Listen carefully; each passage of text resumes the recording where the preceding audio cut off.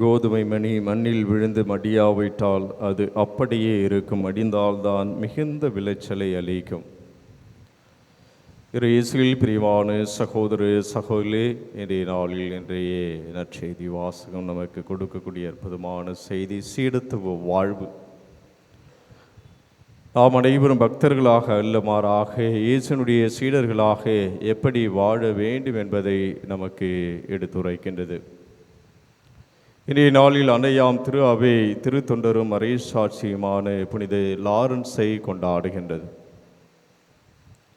தொடக்க கால திருச்சபையை நாம் சற்று அலசி பார்க்கின்ற பொழுது, திருத்தொண்டரும் மறைசாட்சியருமான புனித லாரன்ஸ் ஸ்பெயின் தேசத்தில் பிறந்தவர். மிகவும் பக்தியும் ஒழுக்கமும் திறமையும் உள்ள ஒரு குழந்தையாக வளர்ந்தவர் புனித லாரன்ஸ். எனவே அவர் பக்தியிலும் ஒழுக்கத்திலும் பல நிலைகளில் திறமையாக இருப்பதை அப்பொழுது திருத்தந்தையாக இருந்த முதலாம் சிக்ஸ்தூஸ் ஸ்பெயின் தேசத்திற்கு செல்கின்றார். அப்பொழுது இந்த புனித லாரன்ஸ் அவரையும் அவருடைய குடும்பத்தையும் பார்க்கின்றார். அவர் சந்திக்கின்ற பொழுது இவரிடம் இந்த இறை பக்தியையும் ஒழுக்கமும் திறமையையும் கண்டு அவர் ரோம் நகருக்கு அவரை அழைத்து சென்று அவருக்கு பல பணிகளை கொடுக்கின்றார். முக்கியமான பணி திருத்தொண்டர் பணி. ஆண்டவர் இயேசு கிறிஸ்துவினுடைய திருவுடல் திரு ரத்தத்தை மற்றவர்களுக்கு பகிர்ந்து கொடுக்கின்ற அந்த பணியையும், திருச்சபையினுடைய சொத்துக்களை பாதுகாக்கக்கூடிய அந்த பணியை திருத்தொண்டர் புனித லாரன்ஸுக்கு அவர் வழங்குகின்றார். அப்பொழுது ரோம் நகரை ஆட்சி செய்து கொடுங்கோல் அரசன் மன்னன் வல்லேரியன் திருச்சபையை துன்புறுத்துகின்றார். அப்பொழுது திருத்தந்தை துன்புறுத்தி அவரை கொன்று விடுகின்றார். எனவே அப்படிப்பட்ட ஒரு சூழ்நிலையில் திருச்சபையினுடைய சொத்துக்களை அபகரிக்க வேண்டும், உடைமையாக்கி கொள்ள வேண்டும் என்று அந்த மன்னன் கொடுங்கோல் மன்னன் வல்லேரியன் கங்கணங்கொட்டி கொண்டு அலைகின்றான். அப்பொழுது சொத்துக்கு பாதுகாவலராக பொறுப்பாக இருந்த புனித லாரன்ஸ் அவரிடத்தில் கேட்கின்றார், நீ எல்லா சொத்துக்களையும் எனக்கு எழுதி கொடுக்க வேண்டும், என்னிடத்தில் ஒப்படைக்க வேண்டும் என்று கேட்கின்றார். அப்பொழுது லாரன்ஸ் அவர் யோசித்து பார்க்கின்றார்.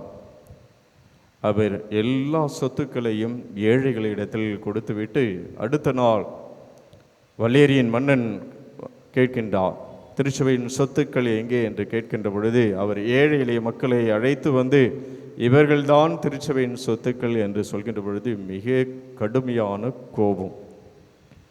எனவே இவரை கொல்ல வேண்டும் என்று திட்டமிடுகின்றனர். அப்பொழுது நெருப்பு மூட்டி இரும்பாலான மிகப்பெரிய ஒரு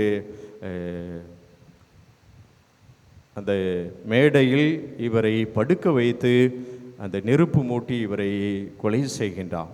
அப்பொழுது அந்த மேடை, இரும்பாலான அந்த மேடை கீழே நெருப்பு எனவே எரிந்து கொண்டு இருக்கின்றது. அப்பொழுது திருத்தொண்டர் லாரன்ஸ் சொல்கின்றார், தன்னை சுற்றி நின்ற அந்த காவலர்களை பார்த்து, ஒரு பக்கம் என்னுடைய உடலானது வெந்து விட்டது, எனவே என்னை புரட்டி போடுங்கள், இன்னொரு பக்கமும் வெந்துவிடும், எனவே என்னை புரட்டி போடுங்கள் என்று புனித லாரன்ஸ் சொன்னாராம். பிரியமான சகோதர சகோதரிகளே, ஆண்டவர் இயேசு கிறிஸ்துவுக்காக திருச்சபைக்காக மறைசாட்சியாக மரித்தவர் என்று நாம் நினைவு கூறுகின்ற புனித லாரன்ஸ்.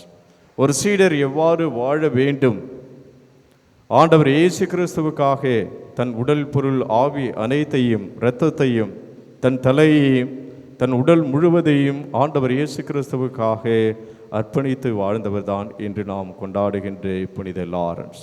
எனவே இத்தகைய வாழ்வுக்கு தான் இயேசு நம்மை அழைக்கின்றார். நாம் உயிரை கொடுக்க போவதில்லை, இயேசுவுக்காக இரத்தம் சிந்த போவதில்லை, இயேசுவுக்காக எதையும் தியாகம் செய்ய போவதில்லை, மாறாக நாம் விசுவசிக்கக்கூடிய அந்த இயேசுவை வாழ்ந்து காட்டுவது தான் உண்மையான சீடத்துவ வாழ்வு.